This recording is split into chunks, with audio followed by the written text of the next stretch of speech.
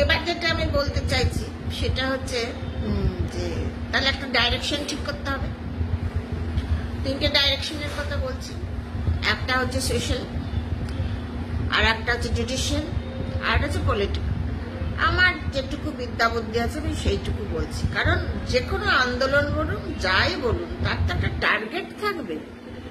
সেই টার্গেটটা নেই বলে গাইডলাইন নেই।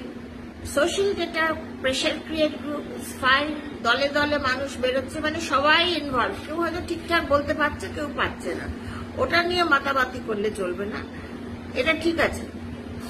পলিটিক্যাল আন্দোলন হচ্ছে নবান্ন ঘেরাও করতে গেলে পলিটিক্যাল ছাড়া হবে না, সোশ্যাল মানুষ বেরোতে পারবে না, তারা ওই লাঠি পেটা খেতে অভ্যস্ত নয়।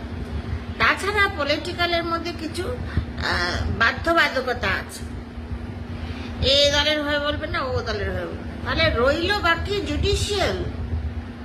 জুডিশিয়ালে কিন্তু যে যা খুশি করতে পারে না, জজ সাহেবরা ভগবান নয়, তাদের একটা গাইডলাইন, জুরিসডিকশন, সেকশন, কনস্টিটিউশন মেনে চলতে হয়, আইন কানুন মেনে চলতে হয়। সেগুলো সাক্ষী সাবত, ডকুমেন্ট, টিভি এইসবের উপর নির্ভর করে। That is the only right.